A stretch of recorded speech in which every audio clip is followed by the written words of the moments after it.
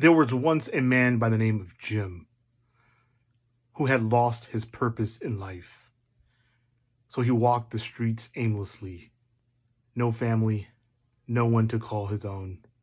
But one day he passed a church and he saw a sign that says, "Afternoon prayer, all are welcome." So he walked in and he walked to the front.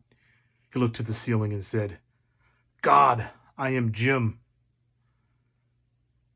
And the next day he did the exact same thing. He walked to the front and said, "God, I am Jim."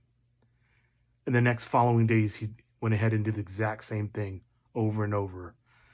One of those days, the church custodian happened to see him and thought, this is kind of weird.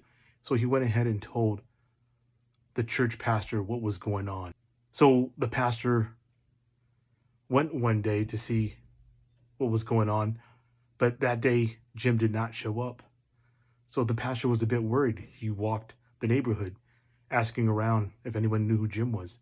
Then he stopped by the nearby hospital and asked if a Jim was there. And they said, actually, Jim just came in last night and he's in that room. So he walked over to a dimly lit room.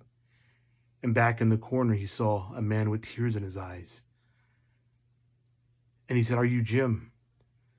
And he said, "Yes." And he said, "You used to come to my church every day. Is that correct?" He says, "Yes, I did." And he said, "I would just go in there and tell God I am Jim. And just today, I felt someone touch me and say, 'Jim, I am Jesus.'" And in that moment, there was no fear, just peace. For Jim knew that he was seen and he was not alone.